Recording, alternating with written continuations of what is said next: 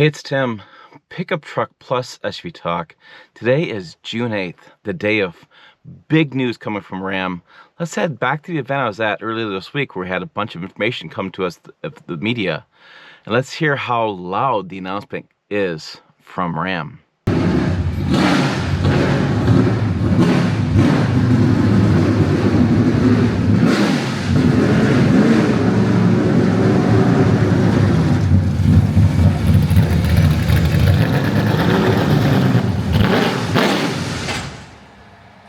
Okay, yes, Ram is getting back to NASCAR. They're going to start with the Craftsman Truck Series with plans of Dodge going into the Cup Series. Now, you may not be a NASCAR fan, but don't click away this video right away. I'm going to share with you even more details in this video about future plan announcements and what CEO Tim Kuniskis had to say. But before I get to the other part of this video that all truck fans may find very exciting, let me explain a little bit about the NASCAR strategy. So we had a long conversation, presentation, I should say, from Tim Kuniskis talking about what their plan is. They're planning a whole activation with the consumers at NASCAR events, booths.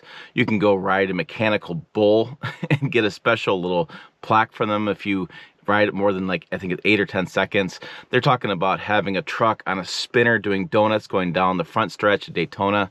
They're talking about fielding 4 teams. They don't know with the drivers. There's been talk about Cletus McFarland. I think it's McFarland's last name.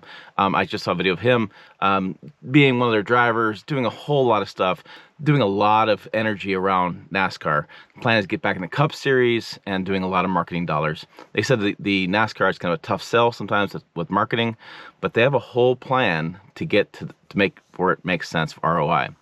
Now, that's going on there. Now, he also talked in an earlier presentation about what's going on with the brand. They had put out some teasers about 25 new products and things. And what does that all mean? What's coming out later on this year? I can tell you that there's a couple more announcements heading next couple weeks, and I can't share them just yet. But one of those announcements, I'm going to project, it's going to be, I think, let me do the dates. It's going to be in a week and a half from now. That announcement could rock the entire truck industry. And I apologize for being a teaser. You can skewer me in the comments, but in about a week and a half, you need to make sure you follow this channel or other truck channels where we get your news from. There's a huge announcement coming that is not product related. It's not a vehicle, but I'm telling you right now, it could just change the entire truck industry as you know it. It's a fundamental, huge news coming. But let's go back to the video of him talking presentation. I'm going to give you 2 details. First of all, he's talking about a backgrounder. A backgrounder is a term that we use in the industry where media flies in before these announcements are made, and we have a presentation given to us. We get the information before you guys see it, and we put together videos like this one that you guys get to enjoy when the embargo drops. Embargo means we basically all are under a NDA, a non-disclosure agreement. We don't disclose it until that date and time. And we're all agreed upon to do it, so it's all fair to all of us to not release information until that time. So we all have the same fair play to get our videos ready, to get our stories written, to release the information at the same time. So we all have the opportunity to have a fair chance to release the information. So let's go back to the video and let's hear from what Tim has to say. Hey. You guys all made it? Great. Hey. You got the role. It's supposed to be subdued, happy, not clap.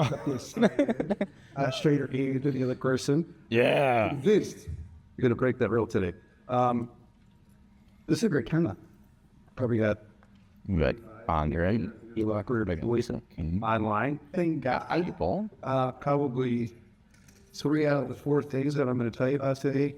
You may not know one of them is pretty super obvious, so you probably know that one. But I'm glad some of this will be new news to you. One of the first things is why am I getting so much into this background? Well, you can all blame it on candy. Every dream blame is all in there. Number 1, the embargo dates, yeah, they're confusing. They're going to be annoying. But there's a reason behind it for the cadence. Again, back to Gabby. And I'll tell you why I went with Gabby. She's also the reason that I set up a LinkedIn page that lasted about 3 minutes that I inundated my shit. And I said, nope, done with this, going back to my enigma status of having absolutely no social media of any kind. But I did that because I wanted to quickly send the message that we had a lot of stuff brewing. And I wanted to send that message because I had the opportunity to run into Gabby one night at the airport, and she said, hey, I don't paraphrase, you've been back about 100 days and we haven't heard anything. I expected a lot more from you in 100 days. That's what you heard in your head. That's exactly what I heard. I'm disappointed with you. That's where the LinkedIn page came from. That's where the 25 announcements came from. By the way, it's 25 announcements. 25 just little inside baseball happens to be my favorite list, so like all of 25. 45. And it's also the reason we're going to do a bunch of stuff today, and all of the stuff is going to be confusing. I wouldn't need apartments. I also am screwing with everybody on the date 6/8. 6/8 is actually wrong. You can see on the embargo dates, that's one of the embargo dates, but actually not the one that everybody thinks it. And the reason I've done that is this is driving me crazy, not with you guys, but the new business model for getting clicks is just make shit up. Crazy shit. Hey, Rand's going to come out with a chart that's got a jet engine in it. You heard it here first. Made us. So, Do we leave now? Are we done? yeah, Seriously? it's got a jet engine. It's going to be a new Viper truck. All the crazy shit that I read online. So we wanted to have a little bit of fun with that and get ahead of that and make sure that you guys got all the right information ahead of time to stop some of the speculation, because the new business model is make up everything, and then if 2% of it's right, yeah, you won. 2% of it's right. So the first thing that I want to go over is, I talked about this already, is not the product stuff. I want to go sales stuff. Because this one also drives me crazy. I told you when it came back to I think it was heavy duty backwood, or I forget what it was, like 2 days after I came back, I said we were having a problem in the marketplace, we were getting beat really bad, and we needed to fix that quick. We get to the end of the first half, when we get to July 2nd or 3rd, whatever the date is that we cut off for the first half, you guys are all giving my stories, and you're going, wow, just like that. It was back, and sales went flat year over year. You didn't do shit. It's actually not true at all. And if you dig into the numbers, you guys don't look at the total numbers. Yep. We didn't have enough production coming out of Sterling Heights. We were switching over to the heavy duty, so we were now in production on heavy duty. We had to prioritize where this volume of production was going to go to. So we chose the highest margin share, U.S. retail. Not a surprise. Fleet is not going to make the most money. You look at our first half results. Q1, sales to real customers in the United States are 16%. Second quarter, we'll be up close to 40%. That's kind of bullshit when we're lower to be honest with you. It's probably more like 25%, and we're looking at a year-over-year comparison that was dog shit last year. But at the end of the first half, we'll be up 25% in sales to real customers. Rental sales will be down 90%. So all that volume that we lost, when you look at the total numbers, say, hey, your sales are flat. Sales to real customers are 25%. It's huge. It's going to have enough cars to feed rental. Now, we'll get back to that.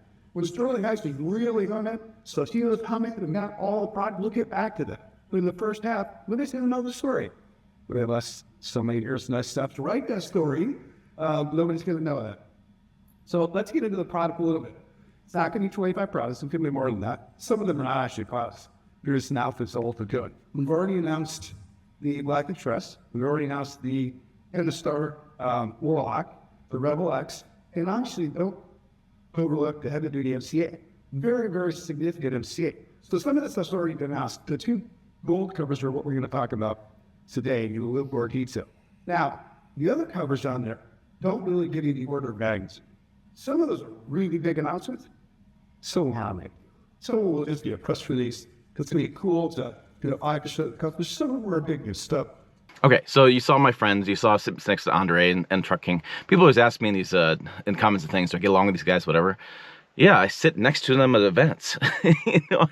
I see these guys all the time. I'm in airport lounges with them. I have beers with them at night or whiskeys or whatever. I mean, I sit with lunch with these guys. I mean, yeah, these are my colleagues. I travel with them all the time. Do we have disagreements? Sure. I mean, it's a workplace, do you have disagreements with your people in your workplace? Yeah. Do you have good, fun events with them? Yeah. I mean, it's work. That's what that turns out to be. So I was sitting with them, had great conversations with them and with the Ram team as well, asking different questions, get information. And then, like I said, my colleagues and I we discuss things as well, things we agree with what they did or disagree. That's how the workplace goes. So really interesting stuff. I'm curious what that 25 or 30, whatever the hell these numbers are going to come out to be. I think it's fascinating that, this time last year, people were calling for, Tavares' head on a pike. They thought Stellantis was going to go bankrupt, going to file bankruptcy and go away. And now they're like, hey, we're launching a bunch of stuff over the next couple months. And it's massive launches. Yeah, some stuff's going to be small. They can probably do special editions of things. Little maybe new set of tires and different types of vehicles and things. Small things, big things. Again, in a couple weeks, a week and a half, big news coming from Ram. So it's going to be interesting to see how it all plays out. It's fun to sit back and speculate. What's under those sheets. Now, we saw the gold ones. Those turned out to be the Hemis that he was talking about. There's some conversation about TRX. Why isn't there 6.4 liter in coming back? If you put a 5.7 like in this RHO, it's going to be slow. Tim admitted that. He's like, you put a 5.7 as RHO, it's slow. It sounds better, but it's slow. So you really got to go 6.4. And I think they're really looking at that. Mid-size trucks, been asked in the comments. That's coming.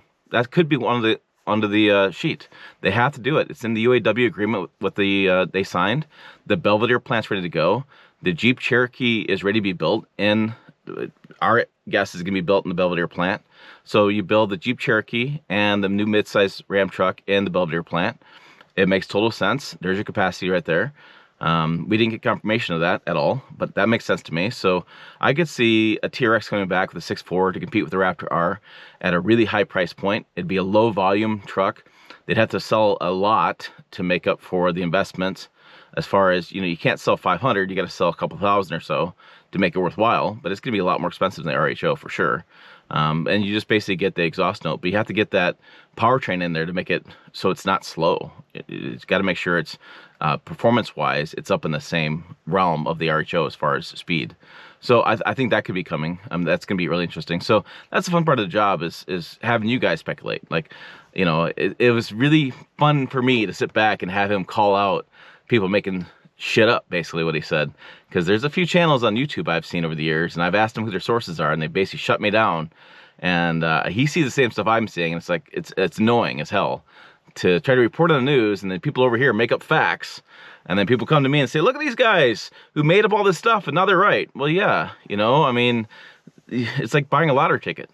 Occasionally you get the winning ticket, but you make up BS all the time. Well, you know what? That's on you, and I'm not going to take that as facts. Sorry. And he's not doing it either. So it's interesting. So a lot more stuff to come. I'd love to tell you what's going on my truck, and I'm still waiting for details on that. So I'm waiting and you're waiting, and you don't have to wait too much longer, though. You can click the other videos up over here and check out our website, pickuptrucktalk.com, and the forum as well. As always, thanks for watching. I will see you down the road.